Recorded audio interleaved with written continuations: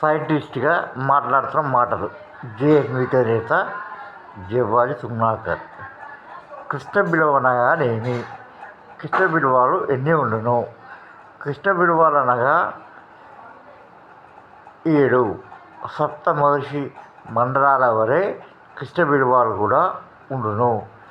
ఈ బిడవాల గుండా అనేక శక్తి పుట్టును. ఈ శక్తి అనంతమైన శక్తి. శక్తికి నాశనం లేదు. అది సైంటిఫిక్గా కానీ ఆధ్యాత్మికంగా కానీ.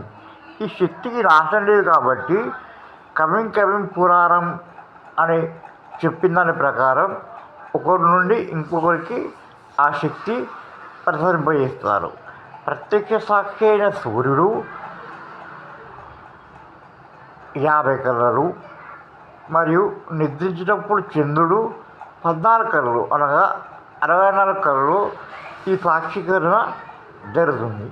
కానీ ఎవరైతే జాగృతిలో చూసిన కళను కళగాక నిత్యమై చూస్తుందో వారికే ఆత్మానుభవం కలుగుతుంది. అదే శ్రీకృష్ణ ప్రతిష్ట.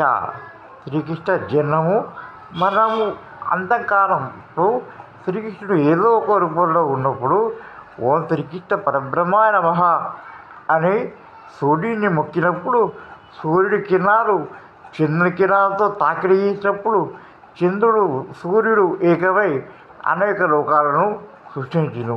ఇదే శ్రీకృష్ణ బిల్వం ప్రత్యేకత.